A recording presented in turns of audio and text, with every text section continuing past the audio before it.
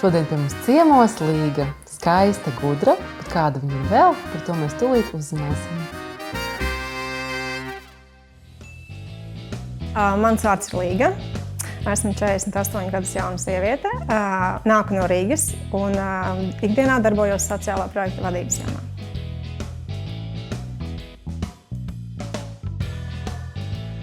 Līga. Pastāsti, kādu tu esi? Kas tev pašai sevī patīk? Vispirms man patīk tas, ka es esmu mērķtiecīga. Arī lietošu to vārdu ambiciozu, jo man viņš pēdējā laikā ļoti patīk. Agrāk viņam bija tāda negatīva pieskaņa, bet tagad viss ok ar viņu. Es esmu empātiska, izpalīdzīga, tāpat empātija un komunikabla. Šodien mēs iepazīstam ar daudz mītiem un socioloģiskiem stereotipiem apvīto tipu Štirlics jeb administrētājs. Kāpēc tā? Jo daudziem šķiet, ka tieši šīs rakstura iezīmes, kas ir tikušas šim sociotipam, ir tās vislabākās un dzīvē veiksmi nesošās. Tātad sociotips Štirlics ir ekstraverts cilvēks, racionāls, loģisks un sensors. Ko tas nozīmē? No vienas puses tā ir liela jauda, enerģija, spēja aktīvi darboties, bet no otras puses tieši šis sociotips Štirlics nemaz nav no tiem sabiedriskākajiem, draudzīgākajiem un komunikablākajiem tipiem. Racionalitāte šim tipam dod spēju novest līdz galam iesāktās lietas un rakstura stingrību. Loģika nozīmē to, ka tas ir pragmatisks prāta cilvēks ar spēju aprēķināt, redzēt izdevīgumu un tā ar vēsu galvu pieņemt lēmumus savā dzīvē. Savukārt sensorika šim sociotipam dod to, ka tips izbauda dažādas foršas šīs dzīves puses, spēja novērtēt skaistumu, estētiku, komfortu, labsajūtu, priecāties par skaistiem ziediem, putnu dziesmām un visu jauko, ko daba un pasaule mums dod. Tev ir kādi hobiji? Jā, man ir hobiji. Es rakstu savu virtuālo dienas grāmatu, kas šobrīd jau ir procesā uz grāmatas tapšanu. Un ir arī hobiji kā skriešana, kas tikko ir sākusies. Es sevi izaicinu. Cik ļoti? 5, 10? Tik ļoti, ka es šobrīd piedalīšos jau 4. sacensībās, kas ir jūdze. Un tas man ir liels sasniegums. Tad man hobija ir, protams, nojošana, riteņbraukšana un garas pastaigas. Arī nekā nedarīšana ir mans hobijs, bet tas notiek reti. Tu to spēji? Es iemācījos. Bet kā tas notiek? Tu apsēdies kaut kur vai apgulies? Es apsēžos, ārā šobrīd apsēžos, smalriņā, dzeru kafiju, praktiski neko nedomāju un baudu apkārt, piemēram, skaņas, putnus un mašīnas un cilvēkus, jo es dzīvoju vietā, kur es to varu baudīt. Un tā ir tā neko nedarīšana. Sākumā man bija pārmetumi, kā tas ir, ka es neko nedarīšu, jo es biju vāvera ritenī, bet es to iemācījos, jo tas nāk par labu man. Man ir jābūt pauzei, man ir jābūt atpūtai, es nevaru 24/7 būt virpulī. Bet tu sāci ar tādu mazumiņu. Mēs pēdējot izdzert to kafiju, un tad tu sāc darīt tā? Jā, protams, es visu dienu to nedaru, bet es vienkārši veltu un mirkli laika sev. Es izbaudu to mirkli, burtiski izbaudu. Es mācos baudīt tos mirkļus, kuros es jūtos labi. Tā kā apstādināt? Jā, es norauju roķeni, tā to var saukt, jo dzīve ir ātra, notikumi ir daudz, informācijas daudz, bet man vajag mieru. Tu varētu raksturot savu ideālo brīvdienu? Manas ideālas brīvdienas ir dažādas, jo vienā brīdī man gribās kustēties. Tas, ka es ikdienā esmu, teiksim, kustībā, tas ir viens, bet brīvdienās tie ir tie hobiji. Man, piemēram, pieceļos no rīta, man pēkšņi gribās uzsēsties uz riteņa un nobraukt 20 kilometrus vienkārši. Un viss, un man gribās, un es braucot, es izveidinu galvu, es pat neko nedomāju. Es vienkārši baudu to braucienu, to vēju, karstumu es nebaudu īsti, jo man karstums liels nepatīk, bet tieši tā, to kustību, to dinamiku, it kā viņi tā kā sasaucās ar man ikdienas to dinamiku, bet jebkurā gadījumā tā man ir atpūta. Vai, teiksim, es izēju ar nūjām, nūjoju kaut kāds 10 kilometrus, vai es ienirstu mežā vienkārši un varu pazust mežā uz kaut kādu brīdi, jo pēc mežā ieiešanas apmēram 20 minūtēm es sāku just to mieru un sakārtoties. Aha. Tu gribētu iet kopā ar kādu mežā? O, jā. Nūjot arī? Arī nūjot, jo īstenībā tāpat tā enerģijas arī apmaiņa. Tur tas pats sarunas var būt pa vidu, var arī būt klusēšana forša, kas ir ļoti forša, jo vienmēr jāsarunājās, var vienkārši baudīt to kopā. Principā es ar to mirkli labprāt dalītos ar kādu. Darbīgā un apsviedīgā Štirlica sadarīgais sociotips ir Dostojevskis. Šo tipu jau mēs esam iepazinuši kādā no iepriekšējām epizodēm, tāpēc droši pašķiriet atpakaļ un noskatieties arī to, lai labāk izprastu tieši šo sociotipu no viņa paša teiktā un stāstītā, nevis no maniem komentāriem. Bet būtībā tātad pragmatiskajam, ļoti konstruktīvajam Štirlicam daba pretī ir paredzējusi tādu salīdzinoši ēterisku un ļoti cilvēcisku tipu Dostojevskis, lai tajā darba dunā un aktivitātēs Štirlics nepazaudētu sevi, bet atcerētos par to, ka dzīvē bez darba, bez naudas pelnīšanas un citām arī ļoti, ļoti svarīgām un praktiskām lietām pastāv arī draudzība, sirsnīgas sarunas, emocionāla izaugsme, kaut kādas garīgas intereses, kā šī dzīve ir daudzpusēja, daudzšķautņaina, interesanta, tāpēc tāda savienība ir nepieciešama balansam un tādai sirsnīgai ģimenes dzīvei. Ko tu vari dot cilvēkam attiecībās, vai ko tu gribētu dot, vai ko tu gribētu, lai no tevis ņem? Kas ir tas labais, ar ko tu vari dalīties? Es domāju, ka tas varētu būt pirmkārt mana enerģija, aizrautība par kaut kādām lietām, kaut kādu mērķu sasniegšanā. No manis varētu arī saņemt, nevis varētu, bet saņemt parasti motivāciju, atbalstu. Ja cilvēkam ir kādi mērķi, un es redzu, ka viņš viņus tiešām grib sasniegt, bet pat tiešām grib sasniegt, tad es esmu tas, kas viņu motivēs to darīt. Es atradīšu visādus ceļus, kā viņu motivēt. Arī ar pātadziņu? Gluži nē, jo mēs katrs esam pats savu lēmumu pieņēmēji. Mēs katrs atbildam par to, ka dzīves par visiem iznākumiem dzīvē atbildam paši un pieņemam lēmumus paši. Un ar pātadziņu nē, bet ar uzmundrinošu motivāciju noteikti. Jā. Man patīk redzēt, ka tas cilvēks pēc tam sāk smaidīt, ka viņš vēl lielākos spārnos paceļās un ka viņam izdodas sasniegt to rezultātu. Man personīgi tas ir liels gandarījums. Bet tev arī vajadzētu, lai tevi uzmundrina? Viņa ir gana mundra. Es īstenībā ļoti labi motivēju sevi un man ar to man viss ir kārtībā, bet es pieņemu, ja mans partneris to darītu, jo tad es redzētu, ka viņš pirmkārt ir ieinteresēts manī, manā labsajūtā, manos sasniegumos, un ka viņu tas interesē patiešām. Jā. Un ja viņš vēl to māk izdarīt tā, kā man tas ir saprotams, tad jā. Ja tev patīk un interesē mūsu pirmā randiņa viesi, ja tev interesē iepazīt dažādus sociotipus un izveidot sadarīgas attiecības, abonē šo kanālu un nepalaid garām jaunas sērijas. Līga, ko tev nozīmē darbs? Darbs man nozīmē ļoti daudz ko. Tur es sevi realizēju, tur es pārbaudu savas robežas, tur es ieguldu savu iepriekš iegūto pieredzi. Skatos, kā viņi strādā, ja nestrādā, meklē risinājumus, bet darbs tas ir, jā. Principā darbs man nav tā vārda nozīmē kā darbs, kā citi varbūt domā, man tas ir vairāk hobijs, kas pāraudzis par darbu.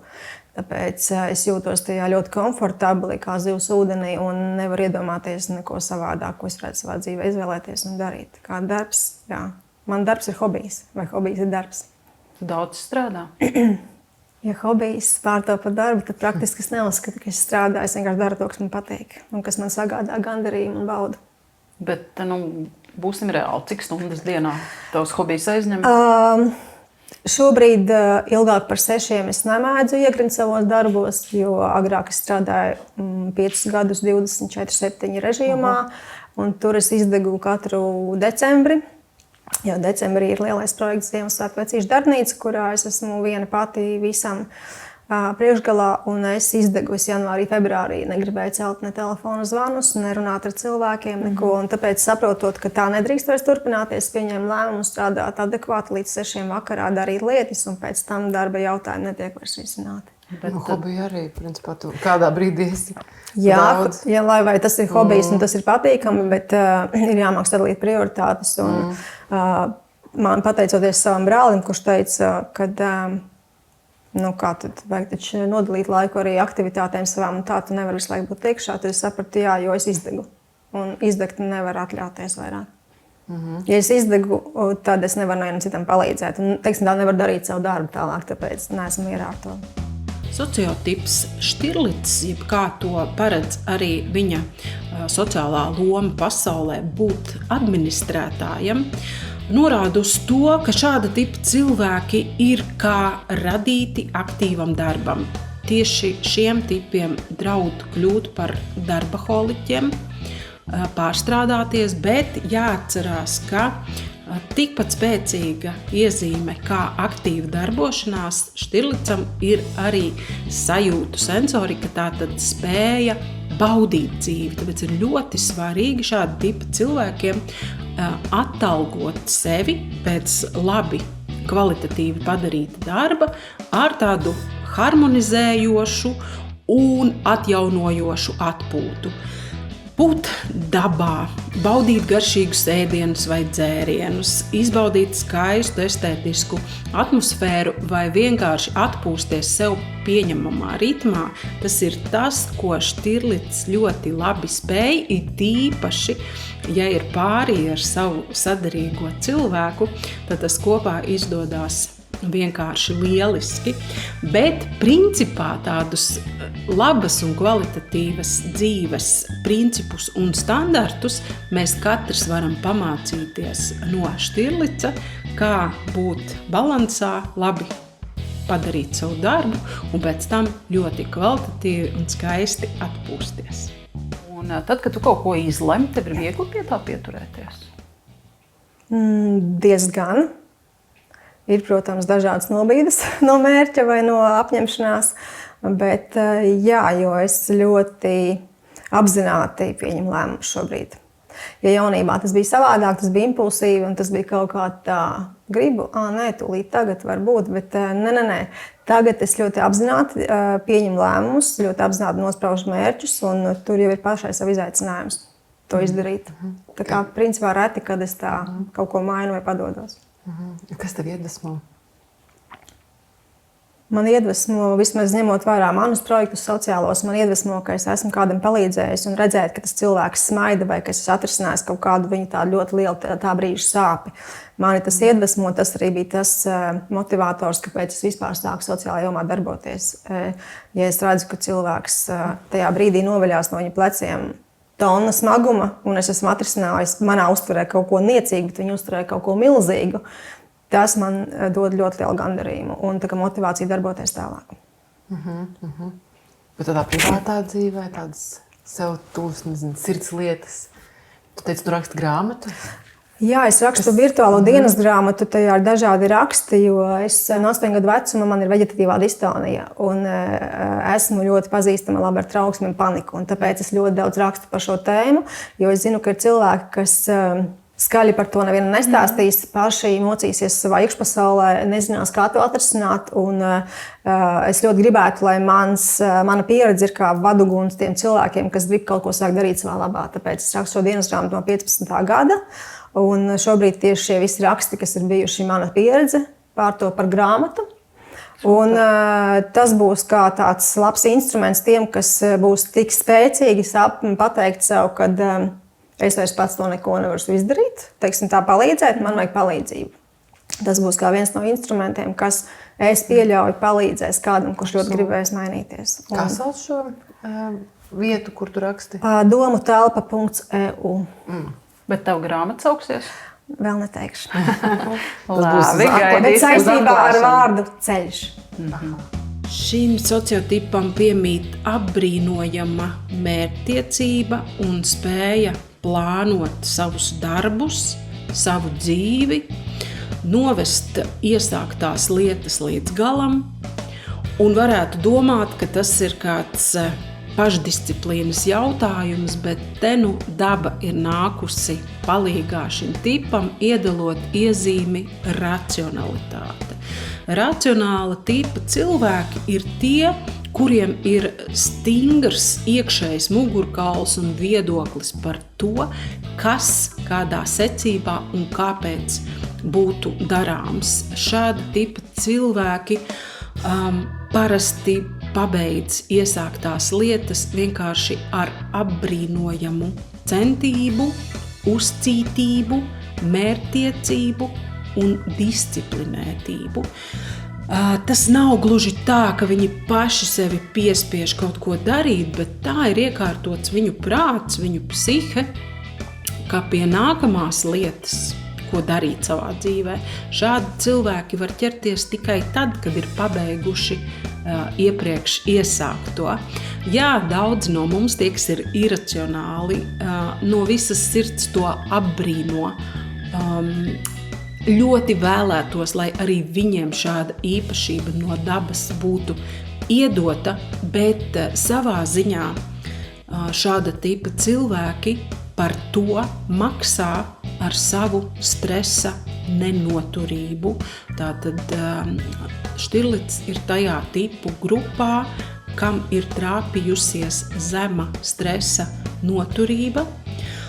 Tāpēc nevajag dzīvē tiekties uz kaut kādiem papildus riskiem un piedzīvojumiem, kuri nav nepieciešami kaut kāda jautājuma risināšanā. Ja? Nevajag speciāli uzprasīties uz problēmām, nevajag pārsteigumus, nevajag neko tādu, bez kā varētu iztikt, jo viņi jau tāpat ļoti pārdomā un analizē visu, ko un kāpēc dara, kādā secībā rīkojas un kas vispār ir paveicams. Tāpēc, ja tajā visā darbu daudzumā nāks klāt vēl kaut kas negaidīts, neprognozēts un neparedzēts, tas šādus cilvēkus ļoti viegli var izsist no līdzsvara un pat novest līdz trauksmei un citām nepatīkamām situācijām.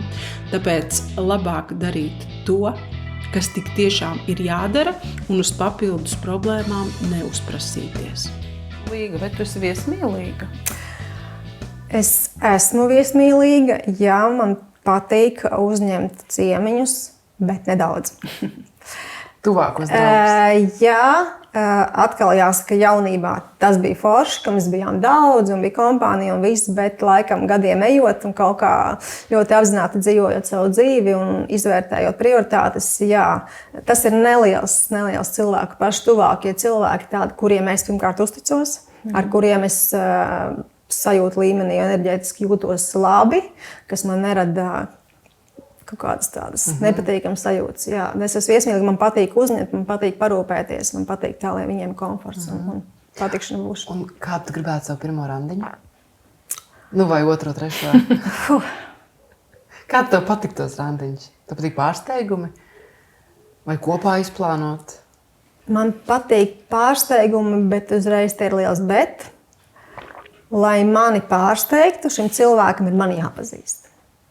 Nu, tādā izpratnē viņam ir jāzina, kas man patīk. Ja viņš mani nolasa vai ir dzirdējis, vai viņam ir aizķēries, kas man patīk, un viņš to man rada kā pārsteigumu, vai dāvina, vai mēs izbraucam, tad tas ir super, jo man vajag, lai tas man patīk. Man ļoti grūti ir notēlot, ja man kaut kas nepatīk un nepatīk. Nu, man tā kā, es nedrīkst teikt tam cilvēkam, ka man tas nebija ok, bet es jutīšos vainīga pie tās situācijas. Nu, kad pateikt nedrīkst, jo viņš ir centies, bet tu nespēji noslēpt to. Sejā būs rakstīts. Jā, ja cilvēks lasīs ķermeņa valodu un seju nolasīs, viņš to nolasīs momentā. Nu, gluži tā, nē, tā principā es Paldies!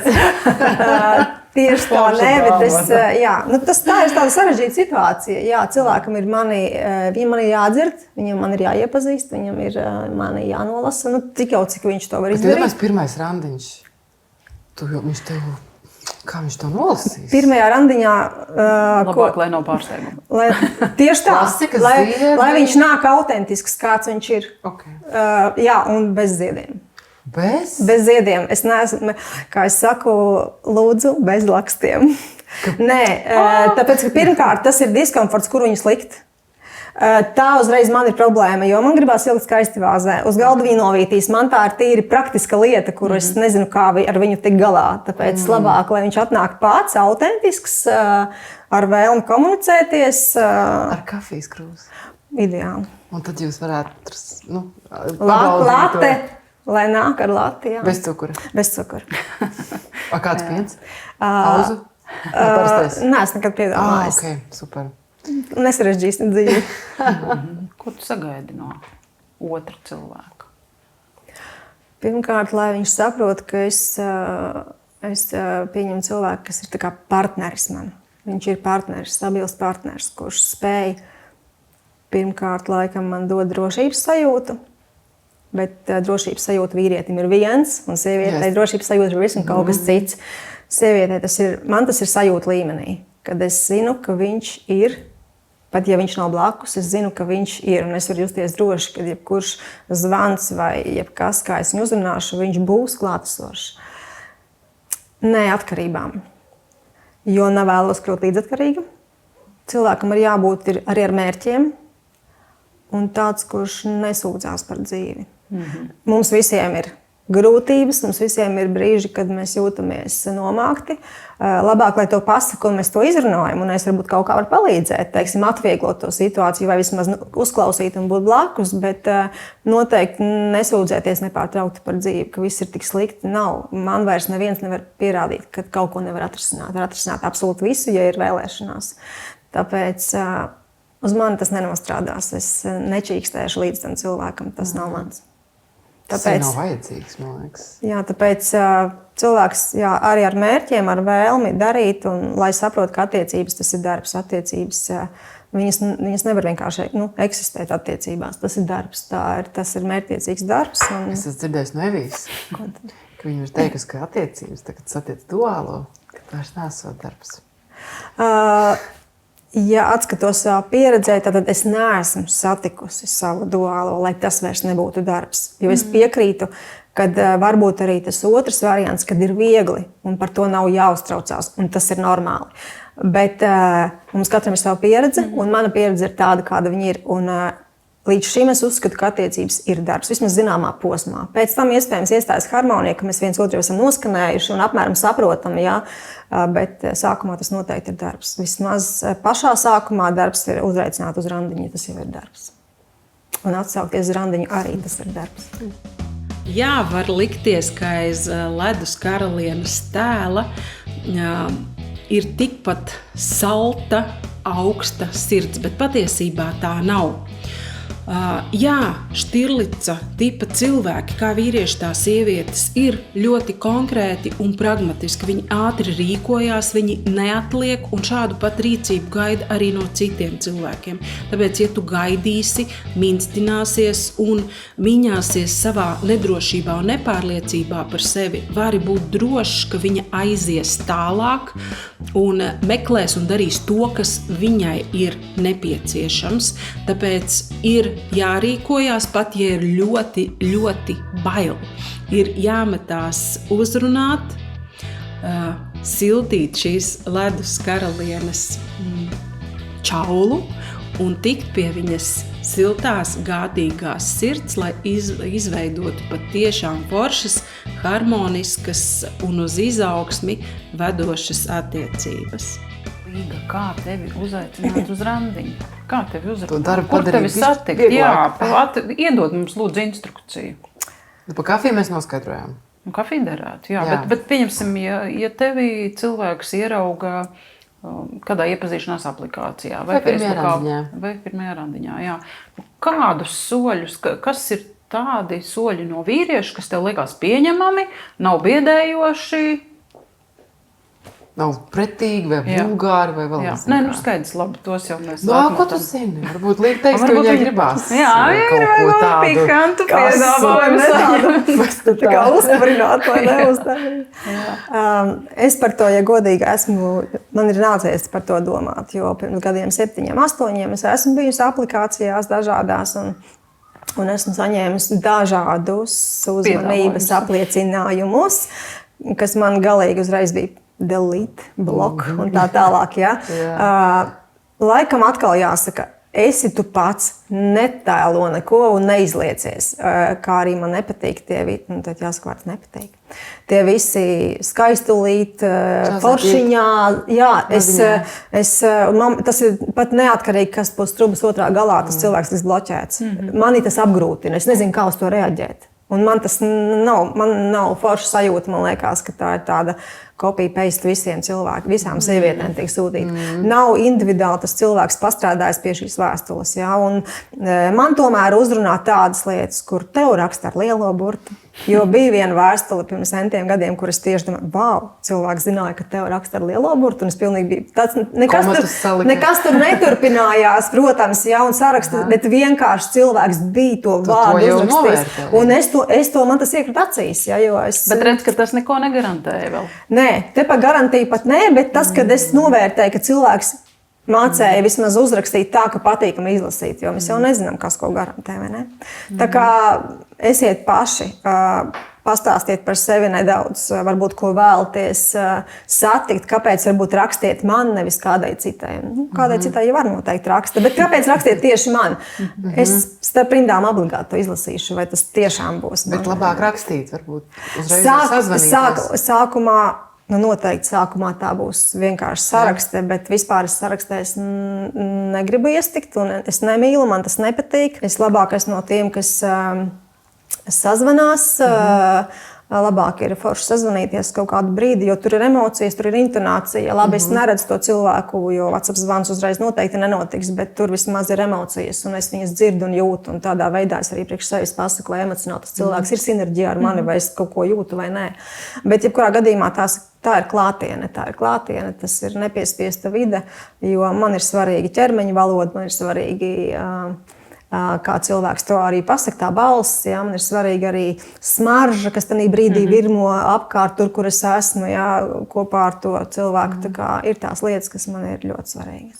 Es apzinos un esmu dzirdējusi, kad sarunā ar mani pirmajā nobīstās cilvēks, tāpēc, ka es nekad neatklāšos uzreiz un nekad nepalikšu pūkaina tāda un tāda. Tas vienkārši nenotiks. Es esmu mēģinājis to darīt, man tas neizdodas. Es vairs neesmu tad es. Tāpēc ieteikums ir tāds, mana instrukcija ir tāda, nenobīties no šī pirmā tā kā augstprātīgā vai vēsā tipa sievietes, kura tur ir neiekarojama, kura visādi, ko tik vien var par to pateikt, kā Evija teica, netikšanās reizē, ka no tevis baidās. Es zinu, ka tā ir. Tas ir ne tikai privātajā dzīvē, arī darbā tas tā ir. Bet tiklīdz man iepazīst un tiklīdz notiek komunikācija un vēl ja intereses kopējas, viss es esmu cits cilvēks savējiem. Bet es nekad nebūšu uzreiz atvērta svešiem cilvēkiem. Es ļoti novēroju, es ļoti skenēju, es ļoti mēģinu izjūt savus sajust, ja, un enerģētiku. Un tikai tad, kad es sajūtīšu, kad es varu to darīt, tad nākošais slieksnis būs, ka viņš man varbūt redzēs jau tādu cilvēcīgāku, tādu kā, tā kā brīvāku, dabīgāku, ja, un īstenībā varbūt teiks, ka pilnīgi divi dažādi cilvēki bija. Tā, diemžēl, ir par laimi man, par sliktu viņam. Varbūt pirmajā randiņā jāved tevi uz kādām dejām vai kaut kādu? Noteikti nē, vairs nē. Atkal jāsaka, ja jaunībā varbūt tas būtu nostrādājis. Es publiskās cilvēku, kur daudz vietās man nepatīk. Es labāk varētu iziet kādu hikingu mežā kaut kur uz 10 km, 20 ar to cilvēku un pa ceļam runāties. Un tad tā būtu mana vieta, kur es varu arī atvērties ātrāk nekā vienkārši pie kafijas sēžot un lietas diskutējot par attiecībām. Jā, kustībā pie dabas. Jā. Tikko jūs saņēmāt līgas lietošanas instrukciju. Mīļie vīrieši, visi, kas prot, zin un pielieto gramatiku, droši uzrunājiet līgu un esiet laimīgi.